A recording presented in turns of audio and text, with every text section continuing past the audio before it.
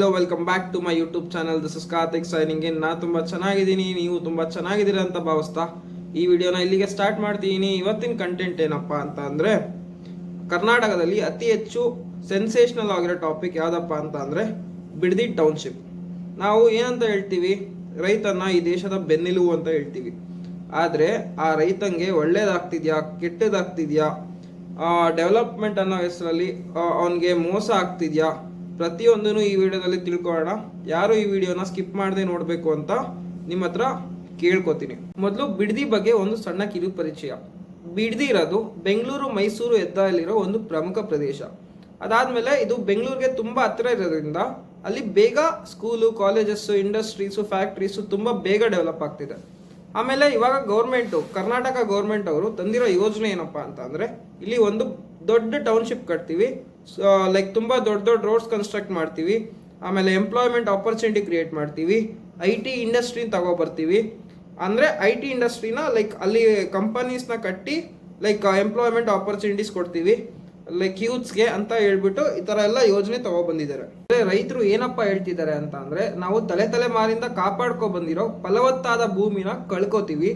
ಆಮೇಲೆ ಲೈಕ್ ನಾವು ಅವ್ರು ಏನ್ ಕಾಂಪನ್ಸೇಟ್ ಮಾಡ್ತಾರೆ ಒಂದು ಪರ್ಟಿಕ್ಯುಲರ್ ಅಮೌಂಟು, ಅದು ಫಾರ್ಮಿಂಗ್ ನ ರೀಪ್ಲೇಸ್ ಮಾಡಕ್ ಆಗಲ್ಲ. ಆಮೇಲೆ ಲೈಕ್ ಅವರು ತುಂಬಾ ವರ್ಷದಿಂದ ಫಾರ್ಮಿಂಗ್ ಮಾಡ್ಕೊ ಬಂದು ಅದೇ ಅವ್ರಿಗೆ ಡೈಲಿ ರೊಟೀನ್ ಆಗಿದೆ. ಆಮೇಲೆ ಲೈಕ್ ಅವ್ರು ಬೇರೆ ಯಾವುದೇ ಜಾಬ್ಸ್ ಕೊಟ್ರು ಅದಕ್ಕೆ ಸ್ಟೆಬಿಲಿಟಿ ಇರಲ್ಲ. ಲೈಕ್ ಒಬ್ಬ ರೈತ ಹೋಗಿ 8 hours ವರ್ಕ್ ಮಾಡಕ್ಕೆ ಒಂದು ತಯಾರಿರಲ್ಲ. ಸೊ ಅವರು ಏನ್ ಹೇಳ್ತಿದ್ದಾರೆ ಅಂದ್ರೆ, ನಂಗೆ ಜಾಬ್ ಸ್ಟೆಬಿಲಿಟಿ ಇರಲ್ಲ, ಈ ದುಡ್ಡು ಯಾವತ್ ಬೇಕಾದ್ರೂ ಖಾಲಿ ಆಗ್ಬೋದು. ಅದೇ ನಮ್ಮ ಹತ್ರ ಭೂಮಿ ಇದ್ರೆ ನಾವು ಅಲ್ಲಿ ಹೋಗಿ ಕೆಲಸ ಮಾಡ್ತೀವಿ, ನಮ್ಗೆ ಲೈಕ್ ಎನರ್ಜಿ ಸಿಗುತ್ತೆ, ನಮ್ಗೆ ಬೇರೆ ಯಾವ ಕೆಲಸ ಮಾಡೋದ್ರಿಂದನೂ ನಮ್ಗೆ ಖುಷಿ ಸಿಗಲ್ಲ. ಇದು ನಮ್ಮ ರೈತರ ಪ್ರತಿಭಟನೆ. ಅವರು ಯಾವುದೇ ಕಾರಣಕ್ಕೂ ಲೈಕ್ ಈ ಲ್ಯಾಂಡ್ ನ ಕೊಡಕ್ಕೆ ತಯಾರಿಲ್ಲ. ಆಮೇಲೆ ಇದ್ರ ಬಗ್ಗೆ ಪರ ವಿರೋಧ ಎರಡೂ ಮಾತಾಡೋಣ. ಆಮೇಲೆ ನಾನು ಯಾವ ಸ್ಟೇಜ್ ಅಲ್ಲಿ ಇದ್ದೀನಿ, ನಾನು ಪರ ಇದೀನ ವಿರೋಧ ಇದೀನ, ನನ್ನ ಒಪಿನಿಯನ್ ನಿಮ್ಮ ಹತ್ರ ಹಂಚ್ಕೋತೀನಿ.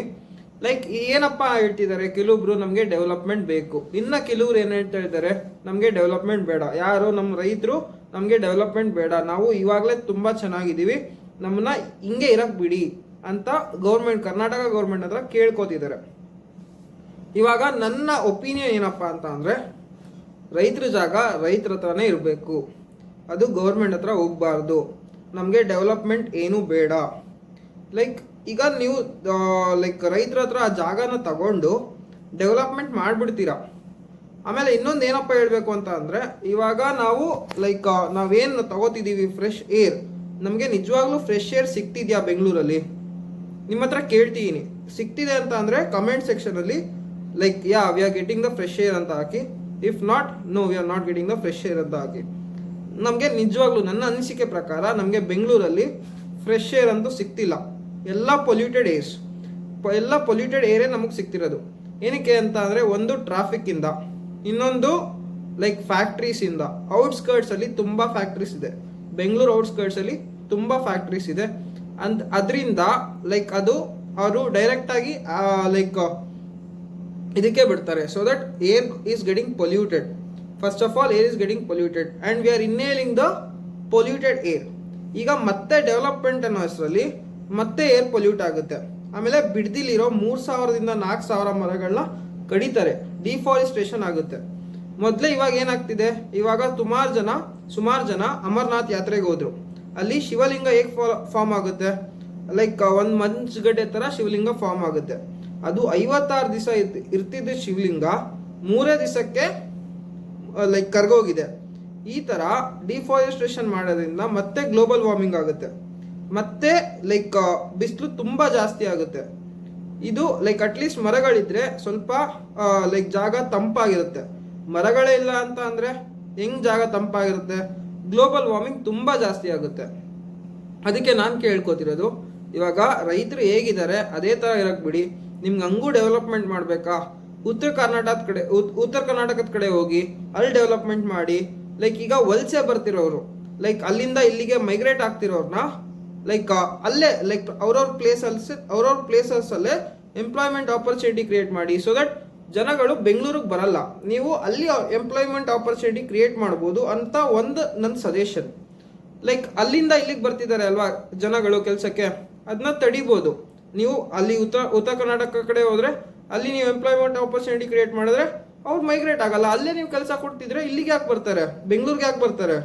ಅಲ್ಲಿ ಯಾವುದು ಎಂಪ್ಲಾಯ್ಮೆಂಟ್ ಆಪರ್ಚುನಿಟಿ ಇಲ್ಲದೇ ಇರೋ ಕಾರಣ ಅವ್ರು ಬೆಂಗಳೂರಿಗೆ ಬರ್ತಾರೆ. ನೀವು ಎಲ್ಲೆಲ್ಲಿ ಯಾರ್ಯಾರು ತುಂಬ ವಲಸೆ ಹೋಗ್ತಿದ್ದಾರೆ ಬೆಂಗಳೂರಿಗೆ, ಯಾರ್ಯಾರು ತುಂಬ ವಲಸೆ ಬರ್ತಿದ್ದಾರೆ ಬೆಂಗಳೂರಿಗೆ, ಅಂಥ ಪ್ಲೇಸಸ್ನ ನೀವು ನೋಟ್ ಡೌನ್ ಮಾಡಿಕೊಂಡು ಅಲ್ಲೇ ಎಂಪ್ಲಾಯ್ಮೆಂಟ್ ಆಪರ್ಚುನಿಟಿ ಕ್ರಿಯೇಟ್ ಮಾಡ್ಬೋದಲ್ಲ. ಇಲ್ಲಿ ರೈತರ ಜಾಗನ ತಗೊಂಡು ಯಾಕೆ ಎಂಪ್ಲಾಯ್ಮೆಂಟ್ ಆಪರ್ಚುನಿಟಿ ಕ್ರಿಯೇಟ್ ಮಾಡಬೇಕು ಅಂತ ಇರೋದು? ನನಗನ್ಸುತ್ತೆ ಇದು ನಿಜವಾಗ್ಲೂ ಒಂದು ದೊಡ್ಡ ಡಿಸಾಸ್ಟರ್ ಆಗುತ್ತೆ. ಲೆಟ್ಸ್ ಇನ್ ಕೇಸ್ ಬಿಡ್ದಿಲಿ ಟೌನ್ಶಿಪ್ ಕ್ರಿಯೇಟ್ ಆಯಿತು ಅಂತ ಅಂದರೆ ಆ ಪ್ರಾಜೆಕ್ಟ್ ಸಕ್ಸಸ್ ಆಯಿತು ಅಂತ ಅಂದರೆ ತುಂಬ ದೊಡ್ಡ ಡಿಸಾಸ್ಟರ್ ಆಗುತ್ತೆ, ನೇಚರ್ಗೆ ತುಂಬ ದೊಡ್ಡ ಡಿಸಾಸ್ಟರ್ ಆಗುತ್ತೆ. ಆದಷ್ಟು ನಾವು ಈ ಪ್ರಾಜೆಕ್ಟ್ನ ಸಪೋರ್ಟ್ ಮಾಡಬಾರ್ದು. ನನ್ನ ಪ್ರಕಾರ ಈ ಪ್ರಾಜೆಕ್ಟ್ಗೆ ನಾವು ಸಪೋರ್ಟ್ ಮಾಡಬಾರ್ದು. ನಾವು ಯೂತ್ಸ್ ಆಗಿ ಈ ಲೈಕ್ ರೈತರ ಭೂಮಿ ಏನಿದೆ ಆ ರೈತರ ಭೂಮಿ ಅವ್ರ ಹತ್ರನೇ ಇರಬೇಕು ಅಂತ ನಾವೆಲ್ಲರೂ ಒಂದು ಪ್ರೊಟೆಸ್ಟ್ ಮಾಡಬೇಕು. ಈ ವಿಡಿಯೋನ ಆದಷ್ಟು ಎಲ್ಲ ಹತ್ರನೂ ಶೇರ್ ಮಾಡಿ. ಇದು ನನ್ನ ಒಪಿನಿಯನ್. ಲೈಕ್ ಡೆವಲಪ್ಮೆಂಟ್ ಆಗೋದು ಬೇಡ. ಇವಾಗ ನಮಗೆ ಆಲ್ರೆಡಿ ಕನೆಕ್ಟಿವಿಟಿ ತುಂಬ ಚೆನ್ನಾಗಿದೆ, ಮೈಸೂರಿಗೂ ಬೆಂಗಳೂರಿಗೂ ಕನೆಕ್ಟಿವಿಟಿ ತುಂಬ ಚೆನ್ನಾಗಿದೆ. ಏನೇ ನೀವು ಡೆವಲಪ್ಮೆಂಟ್ ಮಾಡಬೇಕು ಅಂತ ಅಂದರೂ ಬೇರೆ ಬೇರೆ ಪ್ಲೇಸಸಲ್ಲಿ ಮಾಡಿ. ಲೈಕ್ ಉತ್ತರ ಕರ್ನಾಟಕದ ಕಡೆ ಹೋಗಿ ಅಲ್ಲಿ ಡೆವಲಪ್ಮೆಂಟ್ ಮಾಡಿ.